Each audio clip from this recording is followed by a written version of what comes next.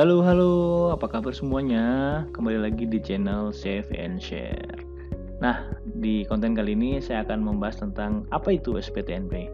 Sebelumnya, di video sebelumnya juga saya sudah membuat konten tentang surat cinta dari Bea Cukai, yang intinya adalah dokumen-dokumen yang umum dikeluarkan oleh Direktorat Jenderal Bea dan Cukai. Nah, salah satunya adalah SPTNP ini.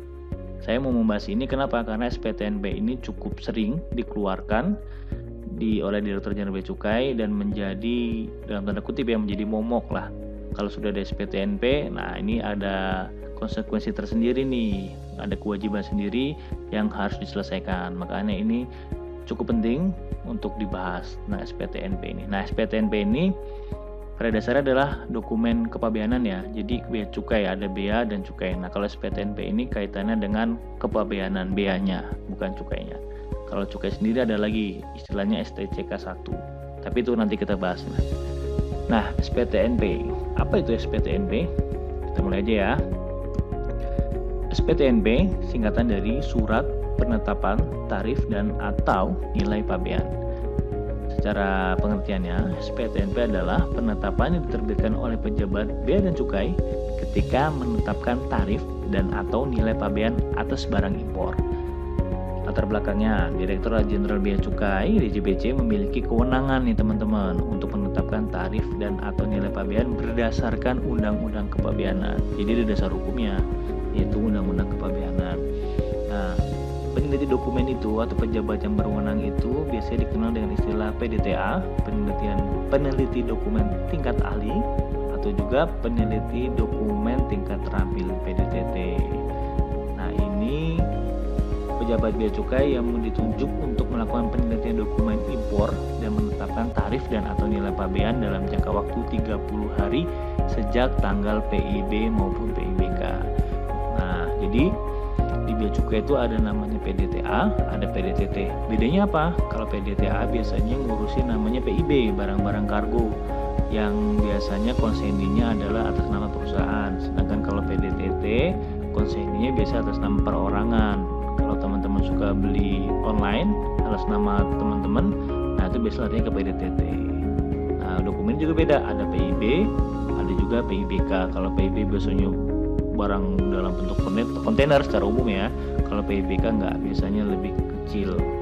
Nah, biasanya juga PIBK ini juga adanya biasanya di udara ya, di lewat udara. Kalau di shipment laut itu lebih cenderung ke PIB.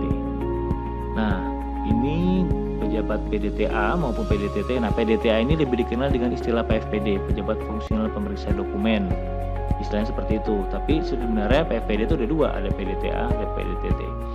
Nah, dia mempunyai jangka waktu penelitian sampai dengan 30 hari nih sejak tanggal PIB. Bayangkan 30 hari sejak tanggal nopen. Jadi kalau sudah dapat nomor nopen, nomor sekian-sekian, tanggal sekian-sekian, nah pejabat itu bisa punya wewenang untuk menahan atau tidak memberikan keputusan sepanjang 30 hari.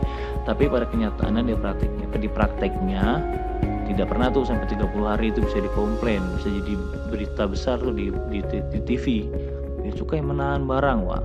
Kenyataannya biasanya standarnya 2-3 hari, dan setiap kantor biasanya ada janji layannya masing-masing. 2-3 hari itu udah cukup lama ya.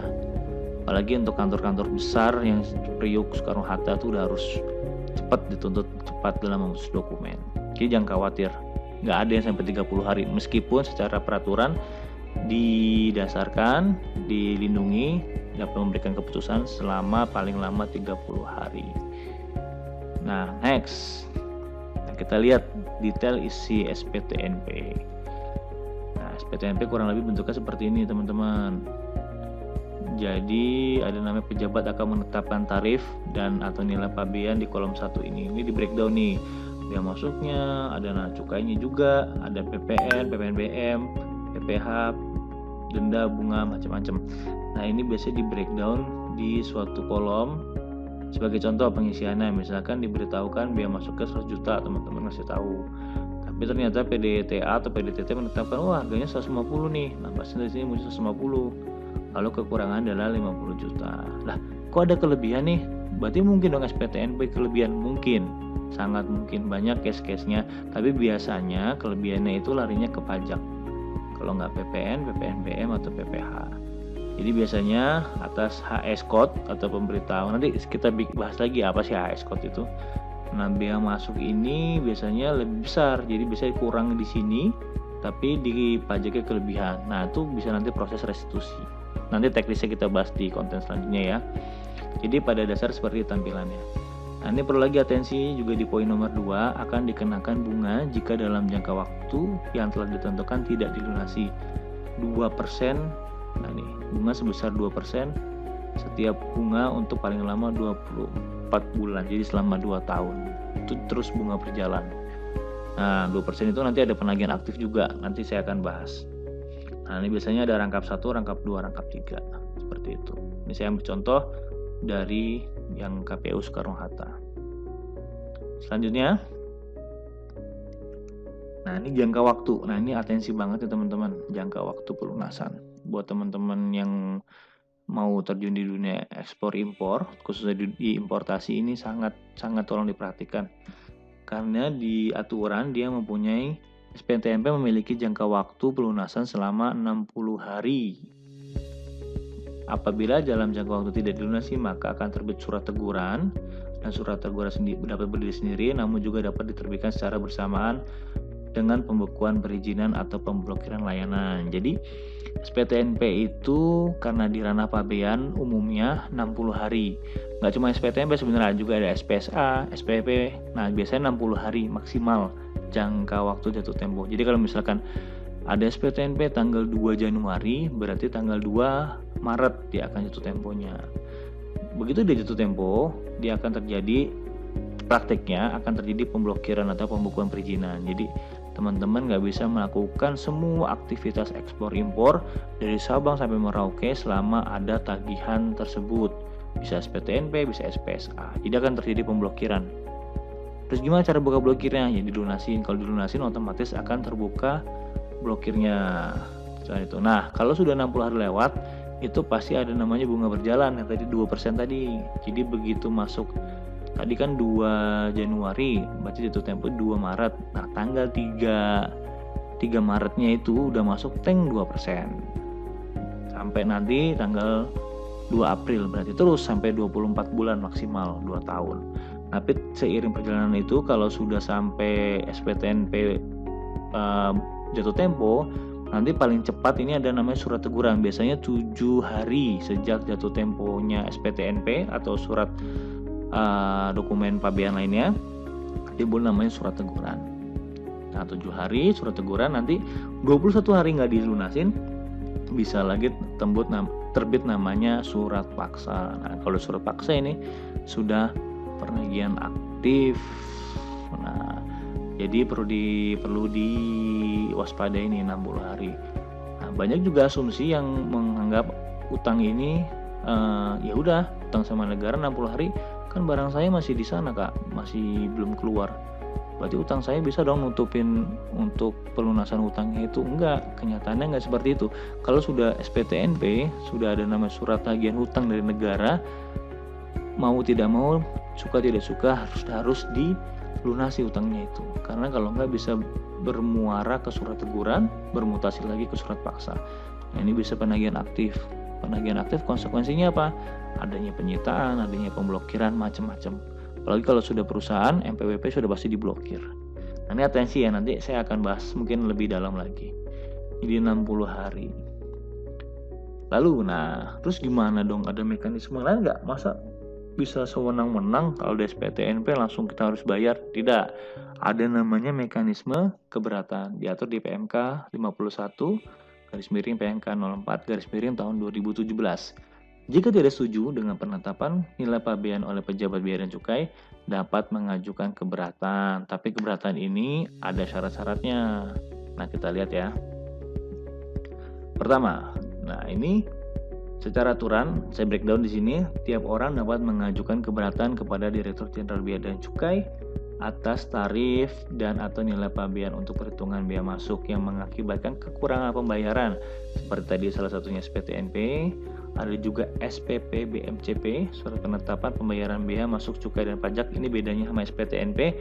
Ini biasanya terbit untuk barang-barang kiriman atau disebut juga dengan consignee note, CN. Nah, ini namanya SPP BMCP. Di video surat cinta bea cukai sempat saya bahas nih apa itu perbedaannya. Nah, kalau SPP juga ada di situ. Nah, jadi secara umum keberatan bisa dilakukan atas 3 ini. SPTNP, SPP BMCP, SPP. Itu namanya keberatan diajukan oleh orang pribadi atau badan hukum ke Direktorat Jenderal Bea dan Cukai. Persyaratan ini. Nah, ini banyak ya. Ini teknis banget. Intinya nanti tiap kantor biasanya detail tuh bagian keberatannya, persyaratan. Tapi secara umum saya nggak mau bahas satu-satu, ada fotokopi, ada tanda tangan. Ini nanti bisa dipelajarin lah. Kalau memang sudah di kantor bea cukai akan dijelaskan detailnya karena itu teknis sekali. Tapi yang jelas tiap orang berhak dapat melakukan keberatan atas ini SPTNP, SPP BMCP maupun SPP. Oke. Nah, terus di sini nggak dijelaskan lagi. Itu paling lama kapan? Paling lama adalah sebelum 60 hari sebelum SPTNP itu jatuh tempo. Jadi teman-teman harus mengajukan keberatan ke Direktorat Jenderal Bea dan Cukai sebelum SPTNP itu jatuh tempo. Jadi kebanyakan kasusnya adalah banyak yang mau mengajukan keberatan tapi secara formalnya sudah gugur karena sudah lewat 60 hari. Nah, itu perlu diatensi.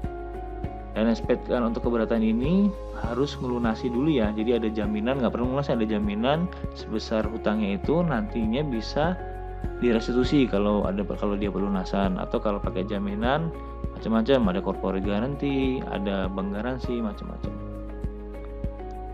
Nah, di keberatan ini ada namanya hasil keputusan. Masih sama, dasarnya itu PMK 51/PMK 04/ tahun 2017. Nah, ini hasil keputusannya. Direktorat Jenderal Bea dan Cukai memutuskan keberatan dalam jangka waktu paling lama 60 hari sejak terhitungnya tanggal tanda terima berkas pengajuan keberatan. Jadi misalkan tadi tanggal 2 Januari SPTNP-nya, ternyata teman-teman ngajuin keberatan sampai batasnya 2 April. Nah, 2 Maret berarti nanti teman-teman begitu masih term itu bisa ngajuin keberatan, misalnya tanggal 10 diterimanya 10 Januari. Nah, berarti nanti paling lama 60 hari sejak tanggal 10 Januari itu berkas diterima benar dan lengkap oleh pejabat bea cukai dalam hal ini di bidang keberatan ataupun banding. Nah, itu dia paling lama harus memberikan keputusan selama 60 hari. Dan selama itu juga argonya, artinya SPTNP tidak akan pernah bermutasi menjadi surat teguran maupun surat paksa, karena sudah masuk ke mekanisme keberatan. Nah, hasilnya apa dari keberatan? Pertama, bisa dikabulkan seluruhnya, bisa ditolak seluruhnya maupun sebagian, atau menetapkan lain. Nah, menetapkan lain ini bisa lebih tinggi maupun bisa lebih rendah. Jadi ada resiko juga lebih tinggi, ada resiko lebih tinggi. Tapi kalau misalkan teman-teman yakin mau struggle dengan pendapatnya, bahwa ini silakan. Semua ada mekanisme keberatan itu hak dari para stakeholder atau para pengguna jasa di bidang kepabeanan. Selanjutnya, nah tadi setelah bahas keberatan dari SPTNP ada lagi yang mirip-mirip. Ini selain nama PENUL. PENUL itu adalah penelitian ulang. Nah, ini mirip dengan SPTNP, tapi bedanya apa ya? Kita lihat ya. Ada di per 5 BC tahun 2011.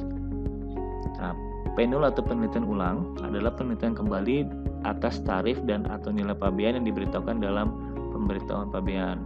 Penelitian ulang dapat dilakukan terhadap pemberitahuan pabean impor yang telah diterima atau tidak diterima tarif dan atau nilai kepabeanan oleh pejabat bea dan cukai. Nah, penelitian ulang memberikan jangka waktu 2 tahun terhitung sejak tanggal pendaftaran PIB. Jadi gini bedanya. Kalau SPTNP itu dia punya jangka waktu oleh tadi ya PDTA, PDTT selama 30 hari. Selama dokumennya masih di PDTT ataupun PDTA atau PFPD lah yang kita lebih kenal, itu produknya adalah SPTNP. Tapi apakah nanti SPTNP bisa nggak kena SPKTNP? Bisa. Nah, SPKTNP ini punya jangka waktu 2 tahun sejak pendaftaran PIB. Ini lebih seperti apa ya? Seperti audit kepabeanan. Mirip-miripnya seperti itulah. Dan biasanya yang dilakukan nggak cuma satu PVD, biasanya tim. Tim penul istilahnya gitu. Tim penul dari mana? Dari Soekarno-Hatta, dari Kanwil, mana dari Priok, macam-macam, atau dari kantor pusat, direktur audit. Nah, produknya adalah ini penetapan kembali disebut dengan SPKTNP, surat penetapan kembali tarif dan atau nilai pabean. Jadi mirip-mirip, cuma perbedaan teknisnya aja dan perbedaan siapa yang melakukan. Tapi konsekuensinya dari SPKTNP ini nggak bisa keberatan, nantinya harus banding itu langsung ke pengadilan pajak, bukan di bea cukai lagi gitu. Tapi kalau SPTNP itu bisa direktorat keberatan masih kalah atau belum tidak puas dengan keputusannya, bisa mengajukan banding di pengadilan pajak. Tapi kalau SPKTNP sudah pasti di pengadilan pajak gitu. Nah, ini terakhir ya. Nah, kalau bahasnya detail banget, panjang banget, cuman karena ini video singkat, jadi saya nggak mau bahas lebih panjang-panjang, jadi nanti kita bikin per konten aja biar nanti lebih fokus. Tapi satu ini quote yang perlu dipahami, bahwa penetapan bea dan cukai tidak bersifat mutlak, namun dapat dipertanggungjawabkan. Artinya ada ruang apa? Ada ruang keberatan, ada ruang banding di sana. Terdapat ruang koreksi jika memungkinkan dan sesuai dengan prosedur yang berlaku. Nah, tadi prosedurnya adalah keberatan adalah 60 hari tuh SPTNP. Nah, SPKTNP juga sama. Kalau dalam hal ini kebanding juga punya jangka waktu 60 hari sejak tanggal SPKTNP itu. Jangan sampai lewat. Kalau sampai lewat sudah menjadi jatuh tempo, sudah tidak ada hak untuk keberatan maupun banding. Nah, ini mungkin yang perlu diatensi. Jadi SPTNP itu bisa ditarik kesimpulan adalah penetapan dari pejabat bea dan cukai yang mengakibatkan bisa kurang bayar, bisa juga lebih bayar. Kalau kurang bayar ya berarti harus dilunasi kekurangannya. Kalau lebih bayar bisa juga restitusi.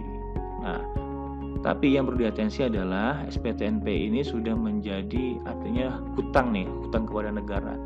Ini tidak bisa serta-merta karena merasa barangnya masih di sana, masih di pelabuhan, masih di bandar udara, saya nggak mau lunasin atau juga barang saya di sana, nanti juga pakai aja tuh barangnya biar dilelang, ngutupin utangnya. Enggak, tidak bisa seperti itu. Begitu sudah ada SPTNP, begitu sudah ada SPKTNP atau surat semacamnya, lebih diatensi lagi, diperhatikan karena nantinya bisa bermutasi ke surat paksa kepenagihan aktif. Nah, itu yang perlu diwaspadai. Oke, sampai di sini dulu channel konten kita di Save and Share, channel Save and Share. Nanti coba saya akan buat lagi konten-konten yang lain masih di dunia seputar kepabeanan dan cukai. Tentunya nanti juga saya akan ngebahas proses bisnis lainnya, tapi kali ini kita masih fokus di bea dan cukai. Jangan lupa di like dan share jika ini dirasa bermanfaat, dan juga jangan lupa subscribe biar saya makin semangat lagi bikin konten-konten edukatif yang berkaitan tentang proses suatu bisnis dan kaitannya di dunia bea dan cukai. Oke, sampai ketemu lagi di video-video selanjutnya. Bye-bye.